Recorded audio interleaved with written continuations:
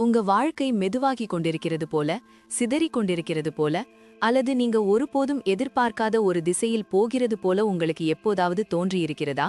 கதவுகள் மூடப்படுகின்றன, மனிதர்கள் விட்டு செல்கிறார்கள், திட்டங்கள் தோல்வி அடைகின்றன. உங்க மனதின் ஆழத்தில் நீங்க கேட்கிறீங்க, கடவுளே, நீ என்ன செய்கிறாய் என்று. ஏனெனில் இது முன்னேற்றமாக உணரப்படவில்லை, இது இழப்பாகவே உணரப்படுகிறது. ஆனால் நான் உங்களிடம் ஒரு விஷயம் சொன்னால் என்ன? கடவுள் உங்களை நீங்க இப்போது பார்க்க முடியாத அளவுக்கு பெரியதற்காக தயார் செய்து கொண்டிருக்கும் மிகத் தெளிவான சில அறிகுறிகள் ஆசீர்வாதங்களாக தோன்றவே மாட்டாது. அவை குழப்பமாக தோன்றும், அவை அழுத்தமாக தோன்றும், அவை அமைதியாக தோன்றும். இந்த வீடியோவில் கடவுள் உங்களை இன்னும் பெரியதற்காக தயார் செய்து வருகிறார் என்பதற்கான 7 அறிகுறிகளை பார்க்க போகிறோம். இவற்றில் ஏதாவது ஒன்று இப்போது உங்க வாழ்க்கையில் நடந்து கொண்டிருந்தால் நீங்க மறக்கப்பட்டவர் அல்ல, நீங்க தயார் செய்யப்படுறீங்க. அறிகுறி நம்பர் 1, நீங்க தேவை என்று நினைத்தவற்றை கடவுள் அகற்றுகிறார். கடவுள் உங்களை பெரியதற்காக தயார் செய்கிறார் எனும் முதல் அறிகுறிகளில் ஒன்று கழித்தல். நீங்க நிரந்தரமானவை என்று நினைத்தவை திடீரென்று மறைந்து விடுகின்றன. உறவுகள் முடிகின்றன, வாய்ப்புகள் மூடப்படுகின்றன, சுகமான சூழல்கள் உடைந்து விடுகின்றன. அது வலிக்கிறது. ஏனெனில் நீங்க விஷயங்களை மட்டும் இழப்பதில்லை, உங்க வாழ்க்கை எப்படி இருக்கும் என்று நீங்கள் நினைத்த அந்த காட்சியையும் இழக்கிறீங்க. ஆனால் உண்மை என்னவென்றால், நீங்க பிடித்து கொண்டிருப்பது கடவுள் உங்களுக்கு தர விரும்பும் விஷயத்தை தடுத்து நிறுத்தினால் அதை அவர் அகற்றுவார். கடவுளின் சிந்தனைகளும் திட்டங்களும் நம்முடைய புரிதலை விட மிகவும் உயர்ந்தவை. நமக்கு அர்த்தமில்லாத விஷயங்கள், தாமதங்கள், மூடிய கதவுகள், எதிர்பாராத பாதைகள், இவை எல்லாம் நாம் இப்போது பார்க்க முடியாத ஒரு பெரிய நோக்கத்தின் ஒரு பகுதியாக இருக்கலாம். இழப்பாக உணரப்படுவது தெய்வீக பாதுகாப்பாக இருக்கலாம். நிராகரிப்பாக உணரப்படுவது மறு வழிகாட்டப்படுவதாக இருக்கலாம். சில நேரங்களில் கடவுள் உங்க கைகளை காலி செய்ய வேண்டும், நீங்க இன்னும் பெரியதை கைப்பற்றுவதற்காக. அறிகுறி நம்பர் 2, முன்பு அமைதியாக இருந்த இடங்களில் இப்போது அமைதியில்லாமல் உணர்கிறீர்களா? முன்பு வீட்டைப் போல இருந்த இடங்களில் இப்போது உங்களுக்கு அமைதியில்லாமல் உணர்கிறீர்களா?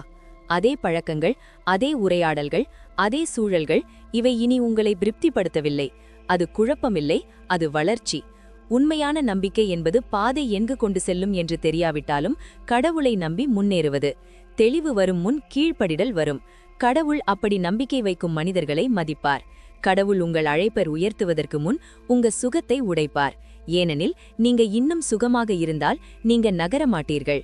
சில நேரங்களில் நீங்க அமைதியில்லாமல் இருப்பதற்கான காரணம் நீங்க இருந்த இடத்தை நீங்கள் ஏற்கனவே கடந்து விட்டீர்கள் என்பதுதான். அறிகுறி நம்பர் 3, நீங்க கட்டுப்பாட்டை விட வேண்டிய நிலைக்கு தள்ளப்படுறீங்க. நீங்க எல்லாவற்றையும் சரி செய்ய முயற்சிக்கிறீங்க, கட்டுப்படுத்த முயற்சிக்கிறீங்க, புரிந்து கொள்ள முயற்சிக்கிறீங்க. ஆனால் எதுவும் வேலை செய்யவில்லை. திட்டங்கள் தோல்வியடைகின்றன, காலகட்டங்கள் மாறுகின்றன, முடிவுகள் உறுதியின்றி இருக்கின்றன. அது உங்களை விரக்தி அடைய செய்கிறது. ஏனெனில் நீங்க தெளிவை விரும்புகிறீர்கள், கட்டுப்பாட்டை விரும்புகிறீர்கள். ஆனால் கடவுள் உங்களுக்கு இன்னும் ஆழமான ஒன்றை கற்றுக் கொடுக்கிறார், அது நம்பிக்கை. நம்முடைய புரிதலை மட்டும் நம்பாமல் முழுமையாக கடவுளை நம்ப வேண்டும். நாம் வாழ்க்கையின் எல்லா பகுதிகளிலும் அவரை ஏற்றுக்கொண்டால் அவர் நம்மை சரியான பாதையில் நடத்துவார்.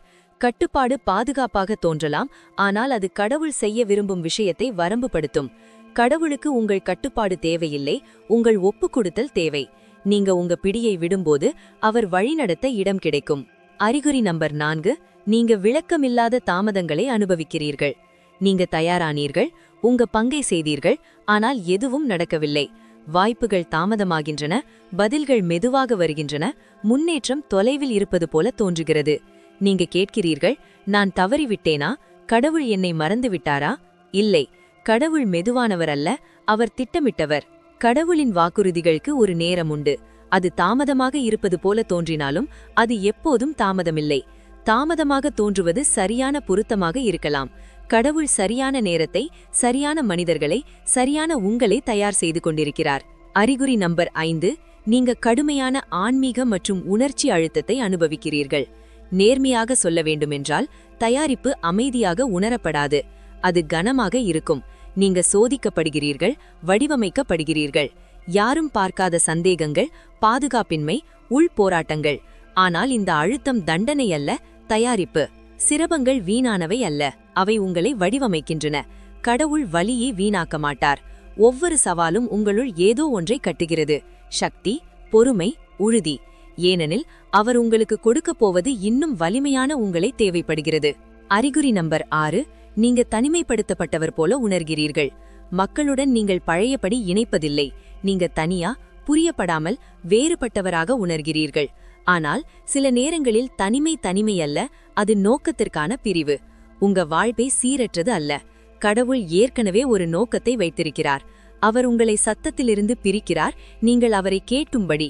ஏனெனில் எல்லோரும் நீங்க செல்லும் இடத்துக்கு வர முடியாது. அறிகுறி நம்பர் 7, நீங்க கடவுளின் மீது ஆழமான சார்பை வளர்த்துக் கொள்கிறீர்கள். இவற்றின் முடிவில் இழப்பு, துன்பம், காத்திருப்பு, உங்களுள் ஏதோ ஒன்று மாறத் தொடங்குகிறது. நீங்க வேறு விதமாக திணிக்கிறீர்கள், வேறு விதமாக நம்புகிறீர்கள். நீங்க உங்களை நம்புவதை குறைத்து முழுமையாக கடவுளை நம்ப ஆரம்பிக்கிறீர்கள். 2 கொரிந்தியர் 12:9. உங்க பலவீனம் ஒரு குறையல்ல, அது கடவுளின் வல்லமை வெளிப்படும் இடம். இதுவே மிகப்பெரிய அறிகுறி. ஏனெனில் இலக்கு ஆசீர்வாதம் மட்டுமல்ல, மாற்றம்.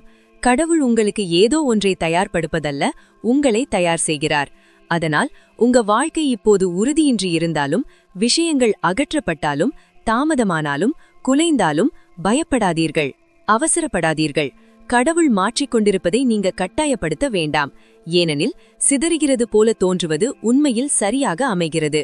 கடவுள் நீங்க பார்க்க முடியாததை பார்க்கிறார், நீங்க அறியாததை அறிகிறார். அவர் நீங்க நினைத்ததை விட பெரிய ஒன்றை உருவாக்குகிறார். ஒரு நாள் நீங்க இந்த காலத்தை பார்த்து, இது முடிவு அல்ல, தயாரிப்பு என்பதை உணர்வீர்கள்.